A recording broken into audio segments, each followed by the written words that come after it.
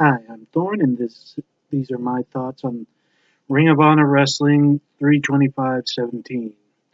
Right to the opening match, it was the Beer City Bruiser and Silas Young versus Cheeseburger and Will Ferrara.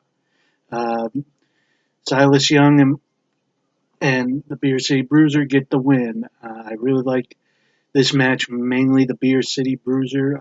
He's a throwback back when you didn't need a body. You could be a big fat guy and still kick the crap out of people.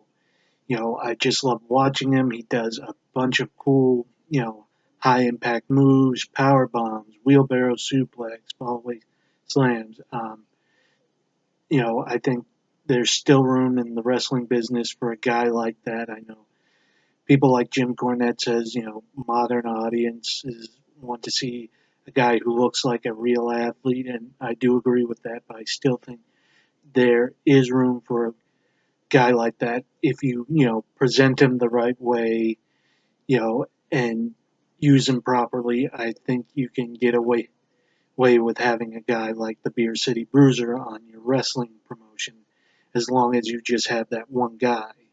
Match ends, Beer City Bruiser hits Cheeseburger with a frog splash and flattens him. Wasn't really that competitive of a match. They were just doing it to make Bruiser and Young look real strong,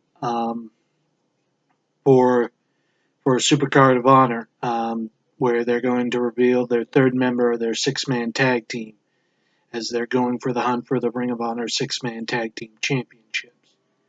Next match is the top prospect tournament match, the finals of the opening round. Josh Wood versus Will Ferrara. Like this match too. Will Ferrara loses to Josh Woods, but it was a great match, especially Josh Woods. I was really, really impressed with him. He has this very, ground-based MMA shoot wrestling style. Reminds me of, guys from the UWF like Nobuhiko Takada, Kazushi Sakuraba, who would go on to fight in Dream, Pride FC, even had two matches in the UFC.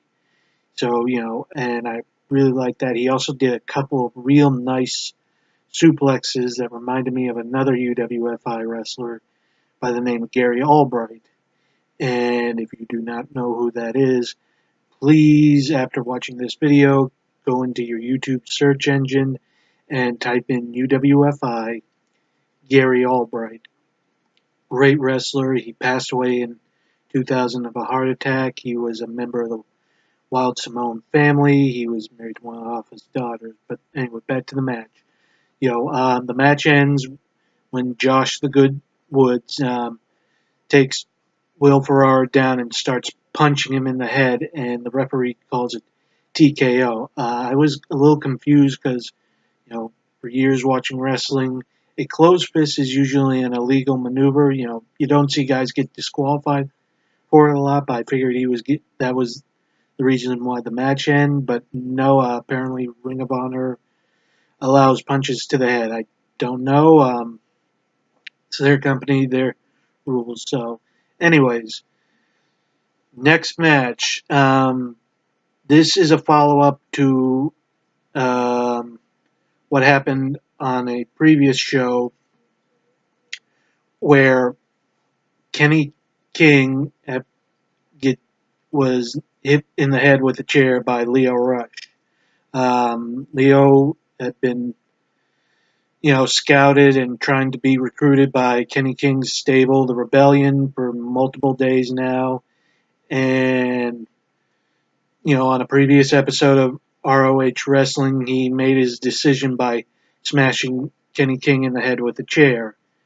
The match was an okay match. I thought it was a bit bizarre, though. I figured this would be a more intense kind of a fight instead of a wrestling match. But, later on in the show, I found out why it wasn't like that. Basically, it was a good match. Leo Rush, incredibly athletic. Kind of spotty, though. A lot of choreographed looking strikes. It doesn't look like Didn't look like a realistic fight. But unlike the Josh Woods match, which his style looked a lot more realistic. But good match. Couple cool looking dives by Leo Rush, but other than that, it was just a regular. It felt to me just like a regular match on the show. Kenny King wins, beating Leo Rush with a fireman's carry into a rock bottom. At the end of the match, Kenny King's tag team partner, Caprice Coleman, walks up and starts talking smack to Leo Rush.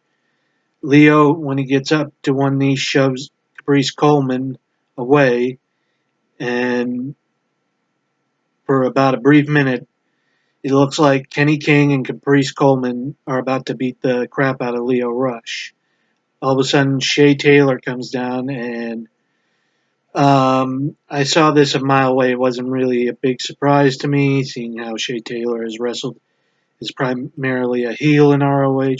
But it looked like he was going to help Leo Rush, maybe do a babyface turn, but I called it. It was basically Leo Rush got chokeslam powerbombed by Shea Taylor. Shea Taylor turns out to be the new member of the Rebellion.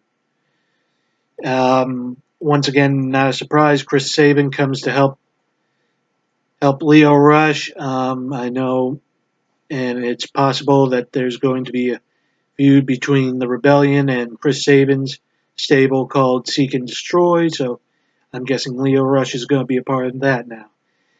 Next match, the main event, and damn, what a fight it was. Like I said, I was expecting Leo Rush, Kenny King to be the fight match of the card, but no. Main event, Jay Brisco versus Jay White, and my God, when I was watching the show, I was listing off stuff that I like, and I just couldn't do it with this match because it was just so much going on.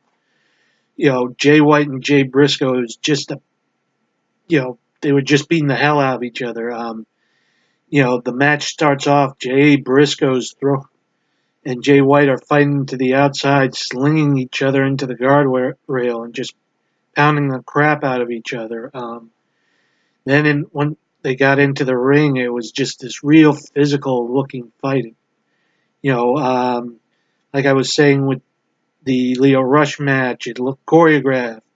The Jay Brisco Jay White match looked like an actual fight. And this is their rematch from a match they had in Philadelphia a few months ago. And man, was it awesome to watch. There was a moment in the match where I went, oh crap, when Jay Brisco runs up to the top rope where Jay White's about to do some move off of the top rope and just shoves him off, and he lands right into the table hard, and I'm like, oh God. I have a feeling just both men were really sore after this match. The match ends with a big clothesline. Jay Brisco knocks Jay White flat on his ass and just, wins the match that way. This was definitely worth watching. ROH, if you haven't seen it, I suggest you go to ROHWrestling.com. I'll put a link down in the description so you can view it. I would say time is of the essence because they do take down their matches after a week, the TV show after the week on their website, or if you can catch it on your local TV station, I suggest watching this match if it hasn't already aired in your area, because Jay White versus Jay Brisco was a hell of a match, and I'm surprised they put this on free TV. I figured this would be, after watching it, wow, this was some more of a pay-per-view match. But anyways, yeah. And if you're in a place where Ring of Honor, does shows in your area, I would suggest you go see it, especially if they have a Jay White versus Jay Brisco match. I think they're going to be continuing this feud between the two. considering the reaction the crowd gave to him. So yeah, my overall view, like the Beer City Bruiser, and the Silas Young match. Another thing I didn't talk about Silas Young. I'm a huge fan of Silas Young. I've watched him since I think I saw him in AAW in Chicago, and he was cool as hell to watch. But the Beer City Bruiser really caught my attention. Like the match between Chris LeRusso and Josh Woods. It was just good match. Chris LeRusso, amazingly athletic. I didn't talk about him that much. He did a cool neck breaker, slingshot neck breaker through the middle and top rope that I liked.